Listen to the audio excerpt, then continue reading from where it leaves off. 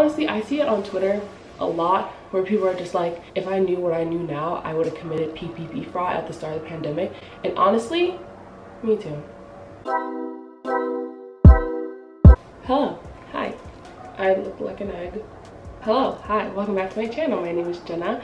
If this is the first time you're seeing me and at the end of the video you'd like to see more of me, do go ahead and hit that subscribe button. So if you haven't seen like my previous video, like the second one like 2 weeks ago, I recommend watching that to get some background, but I'll basically like recap it. So basically a while ago, about a couple weeks ago, I quit my job because I was just like in a really high stress environment and it just wasn't the best for my mental health, and I felt like I wasn't given like sufficient resources to kind of like figure things out, and I ended up quitting because I was like, I'm not gonna do this, I'm not gonna put up with this, and I'm going to put myself first and not repeat history and like stay somewhere where I'm really not happy for such a long time, you know.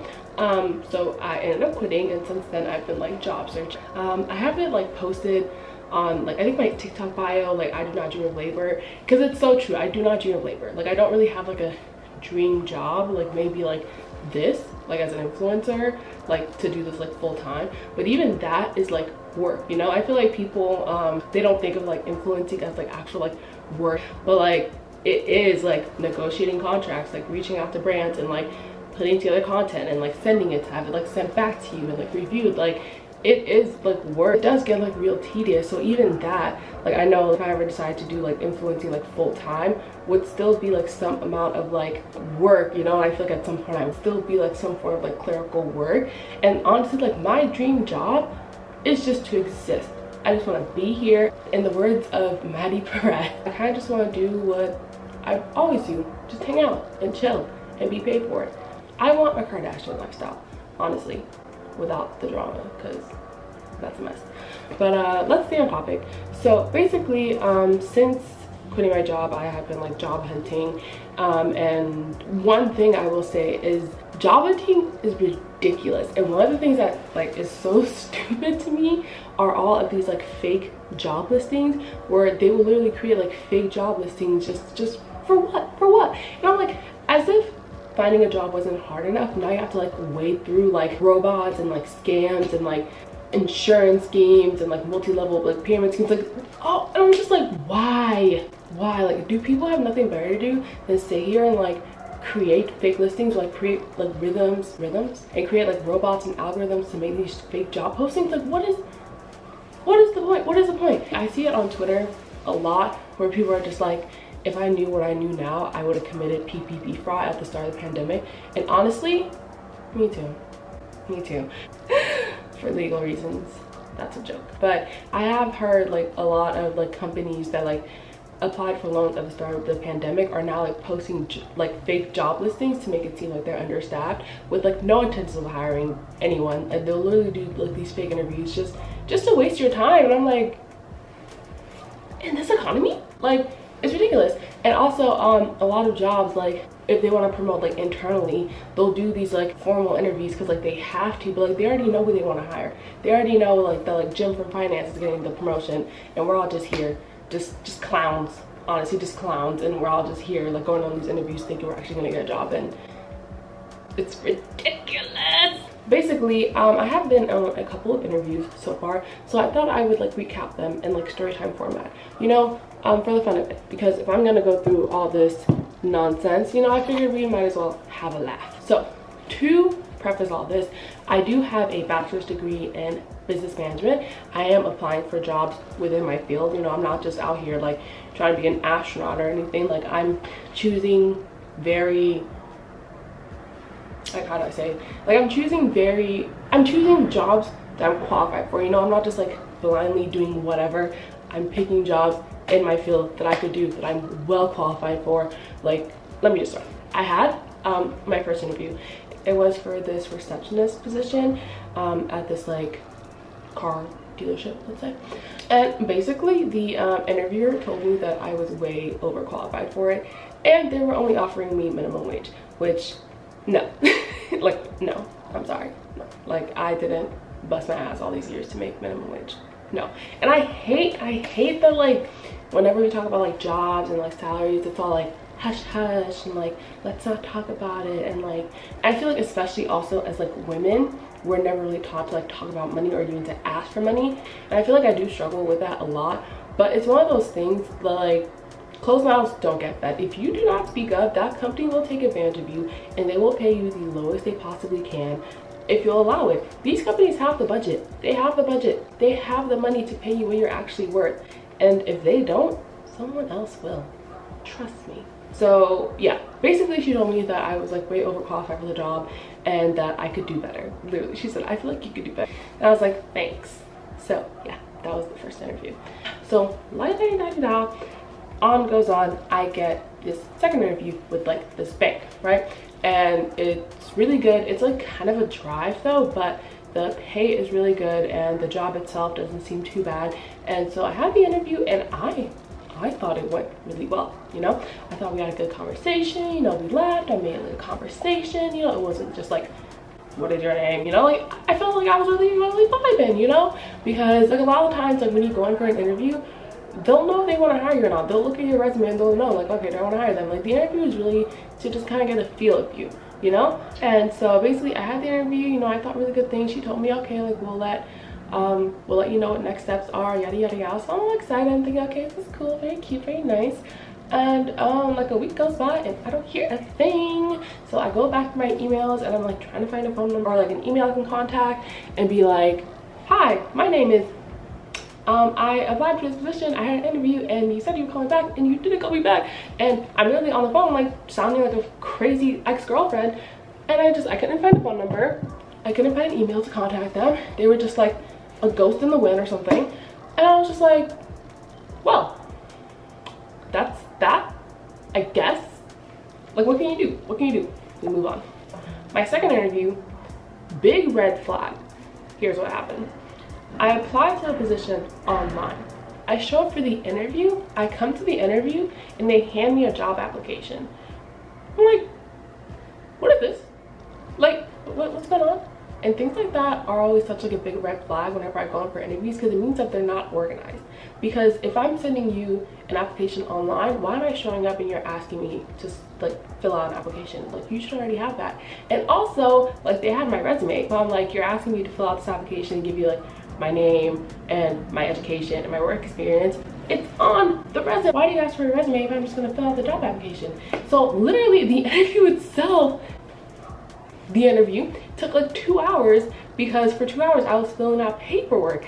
Then, this has never happened to me on a job interview. I don't know what was going on. She handed me like a test, like a logic test, like a Joe walks 3 blocks north and 2 blocks west and blah blah blah, where is the starting point, like unscramble these letters, if 2 plus 2, like literally if 2 plus 2 is 4 and 5 plus 5 is 10, like what the fuck is this? Like literally like like literally they were like math and like logic questions. Like it was like a quiz. I felt like I was like in high school and they were like, here, like literally paper and pencil. I was filling out this quiz for a job and I was like, what's going on? Like what is this? What is this? And so finally I fill out the paperwork, I take the test, and then we have like the actual interview. And during the interview itself, they didn't really ask me any questions. They just basically told me what the job was and what was like a huge red flag. And I was like, no thanks, I might have dodged a bullet with this one. Basically, they told me that this is a job that requires thick skin because you will be dealing literally like word for word with men who do not respect you. And I was like, excuse me? In 2022? You want me to put up with sexism and discrimination? I don't think so. I don't. Like, weird. It was giving weird vibes. Basically, I walked out of the interview and they said they would contact me by Wednesday. Wednesday came and nothing. Friday came and nothing. It is now the next week and nothing. But it's okay because why would I want to work somewhere where like I'm constantly being like verbally berated? No. So again, dodged a bullet. Maybe it was for the best. It was definitely for the best. All right, so our next interview, again, the same thing happened. I fill out a job application online, I enter all my information, I show up to the job, and they hand me an application. They didn't even know who I was. See, that's the thing, like if you show up to an interview and they call you for an interview and you show up and they ask you to fill out an application, they don't even know who you are, they're not even expecting you. That's weird. That's weird. It's disorganized. Like, why doesn't anyone know that I'm coming when y'all made the appointment with me? It's weird. I fill out the application, right? So I'm there, right? And first off, like, if you said interview with me at 10 a.m. and I show up at like 9:45, I expect that at 10 a.m. our interview will start. But no, I was just in the waiting room while they were interviewing other people. Red flag number one, you don't respect my time. I show up early and then you go over my interview time. Like, what if I had somewhere to be? You know, I have things to do, but whatever. So I'm sitting there and I see like one of like the people who was also interviewing, they walk out and they were like, okay, like, we'll see you tomorrow, you know, we'll touch base. So I'm like, okay, cool. So then I go in for my interview and like we talk, we chit chat, and he was like, you know, usually we do like a call system. Like, I would call back and ask if, you know, if we want to do a second interview, but we're gonna do a second interview with you. Like, we're not even gonna bother calling, just come in tomorrow.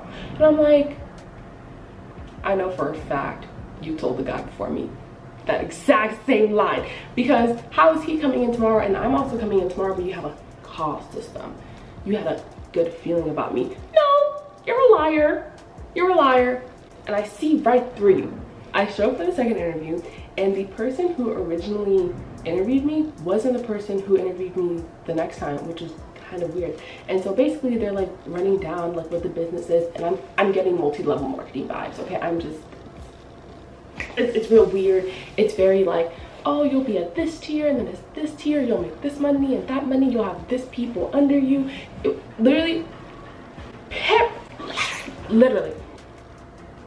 I was like, I'm not going to work here.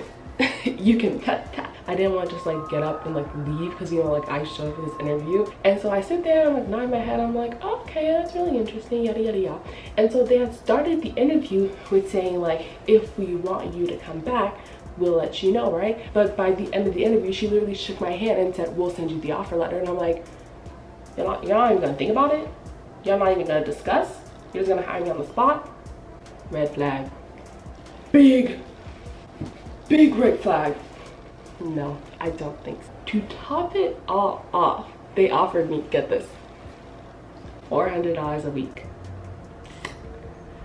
$400 a week for 40 hours of work. That's $10 an hour. Okay? I was an accountant once. I know math. They offered me $400 a week. $10 an hour. And I'm sorry, like, not to sound like some entitled like Gen Z, but I do not have a bachelor's degree to make $10 an hour. That's ridiculous. That's not a living wage for anyone. That's not a living wage. Like, what am I supposed to do with that? What am I supposed to do with that? Pay my rent, make my car payment, and have an orange for dinner? Like, what am I supposed to do with that? It's ridiculous. Before taxes too, and the way that California taxes are set up out here, I would literally make like $800 a month. What would I do with that? Legitimately. The fact that they would even like offer me that, the fact that they would look at my resume and offer me that is disrespectful. It really is, like straight up. Okay, so next I had like my most recent interview, and what happened here was just weird. I'm still not really sure what's going on, but whatever. Basically, had the second interview. It was like the same day. I drive over there, I show up early and everything, and I'm sitting there, I'm waiting, calls me in, and the interview was literally 3 minutes. Like, he was just he was just trying to get me out of there. And when I walked out, there was someone else, and like they pulled them into the interview. So I'm like, oh, like, you scheduled us for the exact same time, and this wasn't like an interview, this was just like an open call. You were just looking for like anyone, right? Cute, whatever. And it was also, again, giving me like multi-level vibes, like selling insurance, selling this, and like, I will not do sales jobs. I'm not gonna work on commission, because that's ridiculous, because it doesn't matter if I made $1,000 this month. It doesn't matter if I make $5,000 this month. The rent is still due, and I'm not gonna work a job where like my pay fluctuates. Like, it's not stable, and I'm not gonna do it. But basically they were like, so yeah, well, he won't be selling anything, but you'll be basically like processing, you know, paperwork and information. I was like, okay, yeah, okay.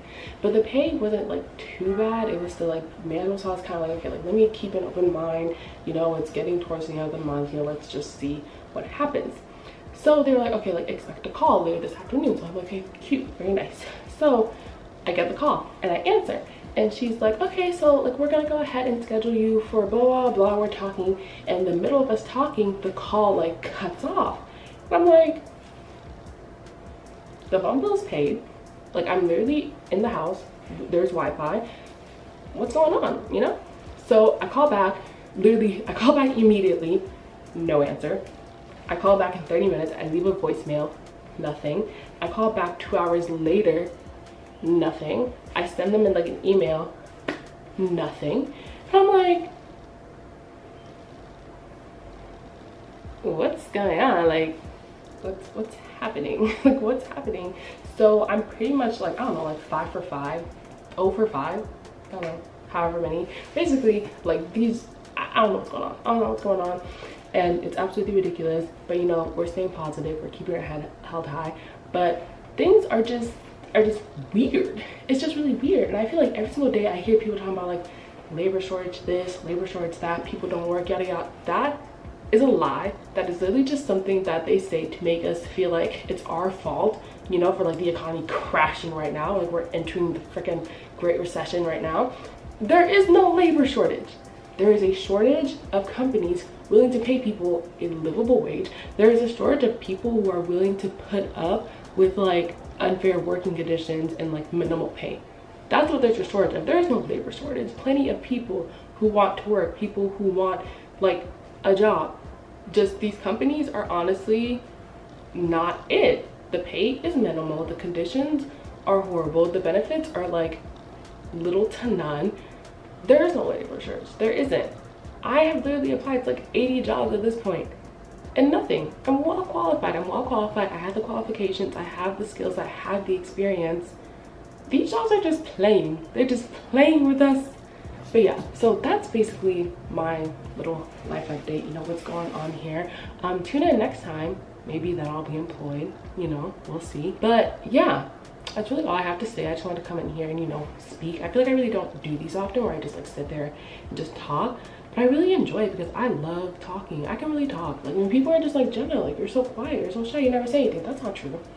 I just don't talk to you. But yeah, that is the video, you guys. I hope you enjoyed this. I hope it was insightful. I hope it gave you a little laugh, a little knowledge, you know, whatever the case might be. Whatever you took from this, whatever. You know, I hope everyone got something from this.